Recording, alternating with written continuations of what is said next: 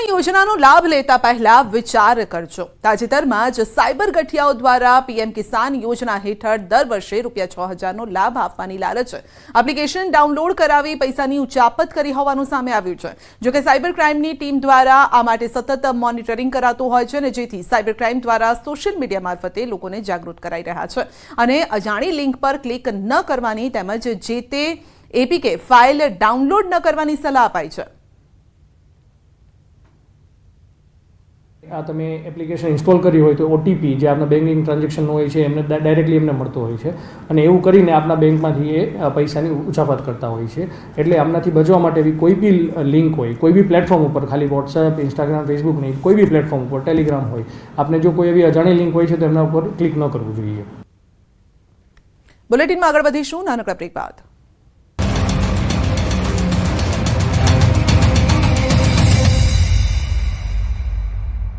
Luby pumps, flow नहीं force.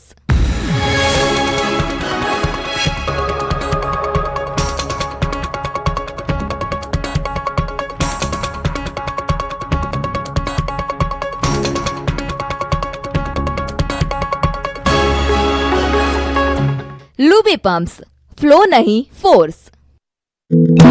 Temperature 2 से 3 degree Celsius का ग्रेजुअल फॉल होगा। और विंड की डायरेक्शन की बात करेंगे तो लैंड रीजन पे गुजरात के लैंड रीजन पे जो विंड प्रिवेल करेगी वो westerly to south westerly wind prevail करेगी। છેલ્લા 10 દિવસથી સૂર્ય દેવતાએ પોતાનો પ્રકોપ બતાવતા સમગ્ર ગુજરાત રાજ્યમાં વસતા લોકો ત્રાહિમામ પોકારી ઉઠ્યા છે। એટલી હદે ગરમી પડી રહી છે કે છેલ્લા કેટલાક વર્ષોના રેકોર્ડ આ ગરમીએ તોડી નાખ્યા છે। ત્યારે કેટલાક લોકોને માથે ગરમી ચડી જતા મોતને ભેટ્યા તો કેટલાક લોકો હોસ્પિટલમાં દાખલ થવાનો વારો આવ્યો। ત્યારે કડી શહેરમાં પાન પાર્લરની દુકાને એક યુવાનને ગરમી લાગી જતા યુવાન ઢળી પડ્યો હતો। દ્રશ્યમાં જોઈ શકાય છે કે એક પરપ્રાંતીય યુવક પોતાનું બાઇક લઈને આવે છે અને દુકાનદાર પાસે પાણીની બોટલ માંગે છે। જ્યાં દુકાનદાર પાણીની બોટલ યુવકને આપવા જાય છે ત્યારે જ યુવક અચાનક બેભાન થઈને જમીન પર પટકાય છે। સદનસીબે તેને કોઈ ઈજા થઈ ન હતી। દુકાન ચાલકના મતે યુવાને પાણીની બોટલ માંગી હતી ત્યારે યુવક અચાનક જ બેભાન થઈને જમીન પર પટકાયો હતો। પટકાતાની સાથે જ આસપાસના લોકો દોડી આવ્યા હતા તેમજ તેના ઉપર પાણી છાંટતા તે હોશમાં આવ્યો હતો। 15 થી 20 મિનિટ બાદ તેની તબિયત ઠીક થઈ જતા તે પોતે નીકળી ગયો હતો। रियल लाइफ ની સ્ટોરી રિયલ લાઈફમાં જોવા મળી। ફિલ્મ 3 ઇડિયટ્સના એક સીન જેવો બનાવ ગોંડલમાં બન્યો હતો। એક શખ્સે ગોંડલ સિવિલ હોસ્પિટલની ઇમરજન્સી સારવારના રૂમ સુધી બાઇક ચડાવી દીધું હતું। 3 ઇડિયટ્સ મૂવીના એક સીન જેવો આ વિડીયો જેમાં આમિર ખાન હોસ્પિટલની અંદર દર્દીને લઈને બાઇક સાથે ચડી આવે છે। એવી રીતે આ શખ્સ બાઇક પર પાછળ એક વ્યક્તિને બેસાડીને સારવાર માટે ઇમરજન્સી રૂમ સુધી બાઇક લઈ આવે છે। દર્દીને સ્ટ્રેચરમાં લઈ જવાના બદલે બાઇક જ ઇમરજન્સી વિભાગમાં ચડાવી દેવાયું હતું તો બાઇક ચાલક દર્દી સાથે ઇમરજન્સી વિભાગમાં પહોંચતા હોસ્પિટલ સ્ટાફ અને અન્ય દર્દીઓના પણ આશ્ચર્યમાં મુકાતા જોવા મળ્યા। હોસ્પિટલ તંત્રના મતે અજાણ્યા બાઇક ચાલક સાથે રમેશભાઈ તેજાભાઈ પરમાર નામના દર્દીને લવાયો હતો। બાઇક ચાલકે બાઇક ઇમરજન્સી વિભાગમાં ચડાવતા સ્ટાફના જીવ તાળવે ચોંટ્યા હતા। રમેશ તેજાભાઈ પરમાર નામનો વ્યક્તિ હતો જે નશામાં હોવાનું જાણવા મળ્યું છે। જોકે બાઇક ચાલકે બાઇક કેમ ઇમરજન્સી રૂમ સુધી ચડાવ્યું એ હજુ સુધી એક સવાલ છે। રાજકોટ આગકાંડમાં એક બાદ એક આરોપી પકડાઈ રહ્યા છે ત્યારે રાજકોટ અગ્નિકાંડ કેસમાં વધુ એક આરોપીની ધરપકડ થઈ છે। આબુ રોડમાં છુપાયેલો આરોપી ધવલ ઠક્કર દબોચાયો। બનાસકાંઠા પોલીસે ધવલને આબુ રોડથી દબોચ્યો। આબુ રોડની બજારમાં સંબંધીને ત્યાં સંતાયો હતો ધવલ। મૂળ પાલનપુરનો રહેવાસી છે આરોપી ધવલ ઠક્કર તો પોલીસે વેલ્ડિંગ કરનારની ધરપકડ કરી છે। મહેશ રાઠોડ નામના શખ્સની પોલીસે કરી છે અટકાયત। મહેશ રાઠોડ ગઈકાલે પકડાયેલા આરોપી રાહુલ રાઠોડનો છે કાકા। મહેશ રાઠોડ પણ સામાન્ય રીતે દાજ્યા હતા જેમને ખાનગી હોસ્પિટલમાં લીધી હતી સારવાર। ઉપરાંત જે જગ્યા પર ટીઆરપી ગેમ ઝોન બનાવવામાં આવેલું હતું તે જગ્યાના માલિક અશોકસિંહ જાડેજા અને કિરીટસિંહ જાડેજાની પણ થઈ શકે છે અટકાયત। ભાજપે જેમને લોકસભાની ચૂંટણીમાં ઉમેદવાર બનાવ્યા તે પરસોત્તમ રૂપાલા રાજકોટ ગેમ ઝોન અગ્નિકાંડમાં ક્યાંય દેખાયા ન હતા। 3 દિવસથી ગાયબ રહેલા પરસોત્તમ રૂપાલા આખરે રાજકોટમાં પ્રકટ થયા ત્યારે લોકોના આક્રોશ અને વિરોધ બાદ આખરે ઘટનાના 3 દિવસ બાદ રાજકોટ પહોંચ્યા। વિરોધ બાદ રૂપાલા પ્રથમ વખત સિવિલ હોસ્પિટલ આવી પહોંચ્યા। ત્યાં તેઓએ પીડિત પરિવારને મળવા પહોંચતા પરિવારજનોએ રૂપાલાને ઘેરી લીધા। અગ્નિકાંડના પીડિતોના પરિવારે રોષ ઠાલવ્યો। લોકોએ કહ્યું મીડિયામાં ફોટા પડાવવા આવો છો, આટલો સમય ક્યાં હતા, કઈ રૂપાલાનો ઘેરો કર્યો।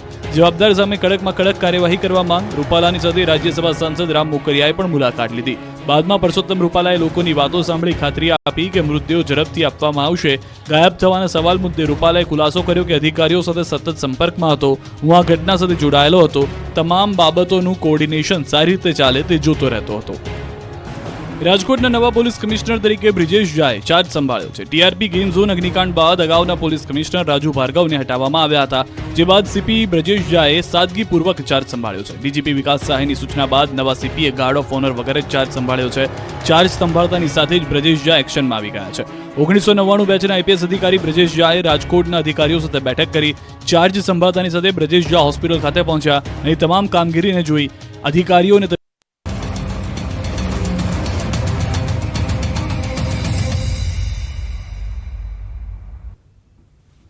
પૂર્વ ટાઉન પ્લાનિંગ ઓફિસર એમડી સાગઠિયાને ક્રાઇમ બ્રાન્ચનું તેડું છે. ક્રાઇમ બ્રાન્ચ ખાતે એમડી સાગઠિયાને પૂછપરછ માટે લાવવામાં આવ્યા છે.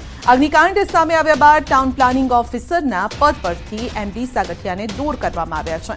એમડી સાગઠિયાનો ચાર્જ રૂડાના અધિકારીને આપવામાં આવ્યો છે. વધુ અપડેટ મેળવીશું સંવાદદાતા અંકિત પાસેથી. જે અંકિત, અપડેટ આવી રહ્યું છે કે પૂર્વ ટાઉન પ્લાનિંગ ઓફિસર એમડી સાગઠિયાને ક્રાઇમ બ્રાન્ચનું તેડું.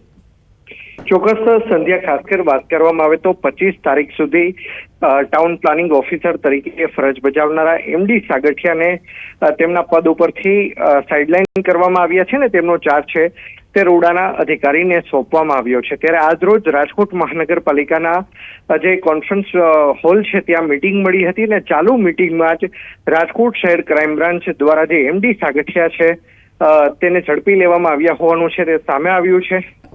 હાલ અત્યારે તેમને અજ્ઞાત સ્થળે લઈ જવામાં આવ્યા છે. જોકે થોડીક જ વારમાં તેમને રાજકોટ શહેર ક્રાઇમ બ્રાન્ચ ખાતે પણ લાવવામાં આવશે ને જ્યાં તેમની પૂછપરછ છે તે હાથ ધરવામાં આવશે. સંધ્યા.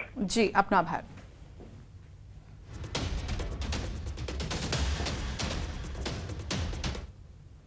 સુરતના પુણા વિસ્તારમાં ખાનગી શાળાઓમાં સીલ મરાતા વિરોધની ઘટના સામે આવી છે. પુણા ગામમાં ફાયર અને પાલિકાની કામગીરી હાથ ધરવામાં આવી છે, જેને લઈને છેલ્લા 20 વર્ષથી ચાલતી નાલંદા શાળાને સીલ કરાતા ખાનગી શાળા મંડળ સંચાલન સમિતિ દ્વારા વિરોધ કરવામાં આવ્યો.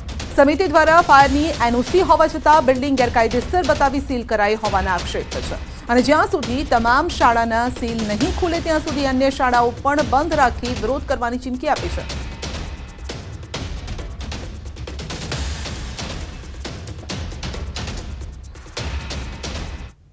કાળઝાળ ગરમીમાં એક તરફ લોકોને વધુ પાણી પીવાની સલાહ અપાઈ રહી છે અને ત્યારે ન્યૂઝ 18ના રિયાલિટીમાં પીવાના પાણીને લઈને અનેક ખુલાસાઓ થયા છે. ધાનેરાની મામલતદાર કચેરીમાં અરજદારો માટે પીવાના પાણીની સુવિધા જોવા મળી ન હતી.